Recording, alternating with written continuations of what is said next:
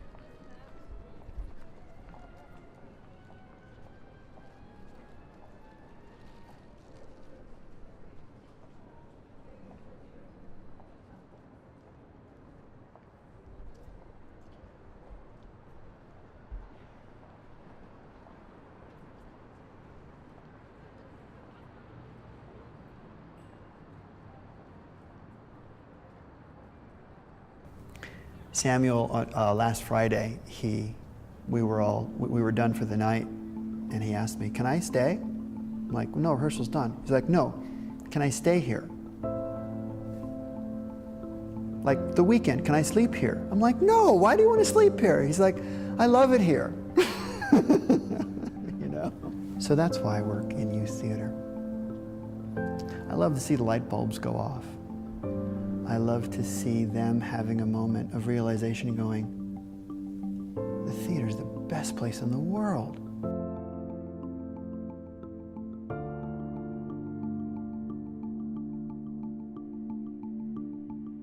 The theater community has always been such a family.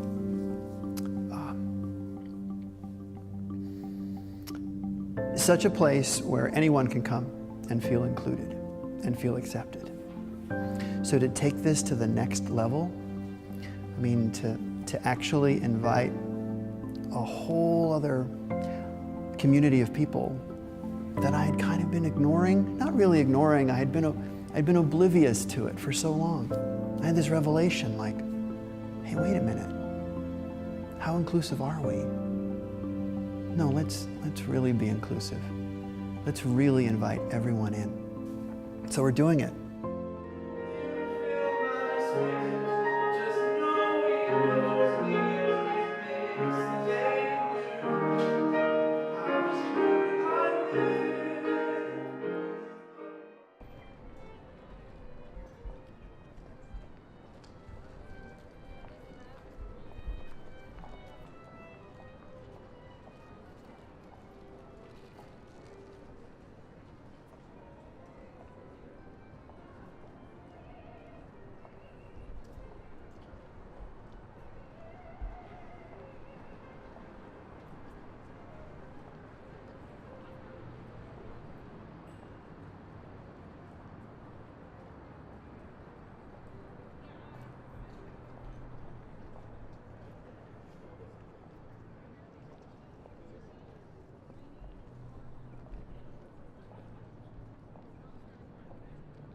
Neil is great. Neil, you know, I was a little intimidated to start working with him right away because I knew that he was part of the team that worked on translating Spring Awakening with Deaf West, you know, and that I have just so much admiration for that production and for those actors and for Spencer Lift's choreography, that, you know, I was worried. I came at it with, is this going to be okay?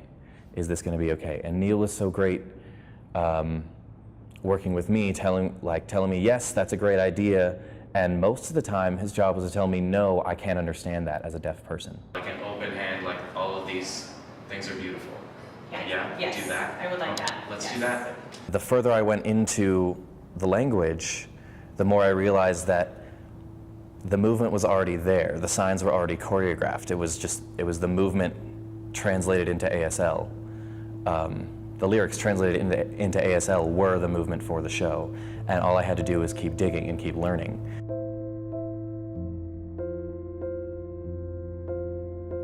This is very demanding in itself just because we're incorporating not only just a regular full production of a musical, but also incorporating American Sign Language into it as well. So it's a bilingual show. I myself don't know ASL, so I'm learning a new language, and it's awesome, but probably the most demanding show I've ever done in my professional career. And adding in the visual language of ASL takes a musical number and just, you know, raises it to a new emotional level. Sweat to the day you return to the place, which it seems you yearn. I think we first connected because we're the only two castmates that have beards. So we admired each other's beards. Really, the first week I was really getting involved with part of like the emotional stage of really connecting with the actors, and because I've never really connected with many people during my lifetime, so it was really a good experience to connect to others. Sweet dreams, children. See you more.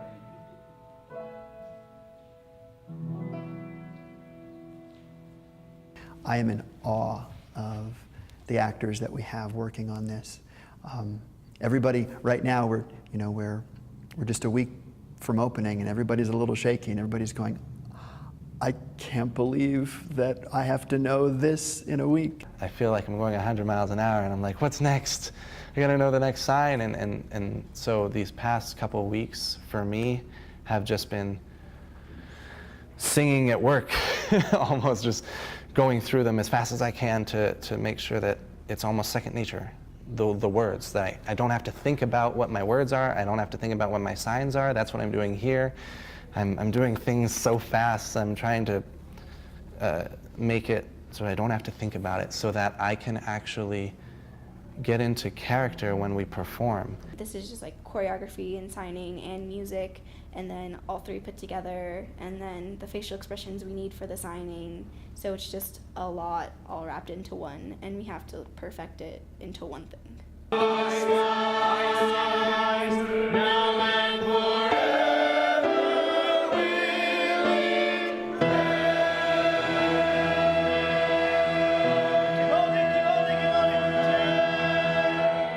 When in doubt, hold it forever. As we get closer to Tech Week, it gets a little intense. Yes? Okay, right there. Come, Adam, quick, Adam. Putting it all together is a challenge, and it's slow going. Mine's not on, apparently. As long as our cast gets one solid dress rehearsal run through tomorrow in the afternoon, that we'll be ready to start sharing this with people for a preview audience.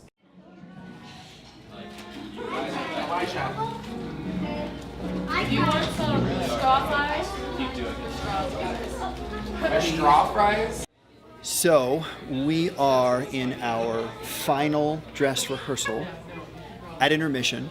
The audience is coming tonight. So this is our last run through before we get the live audience, and our last chance to get all the elements pulled together. Everybody's getting their lines and their signs and their lyrics and their notes and their steps and their scene changes, and we just got a call for places. So here we go.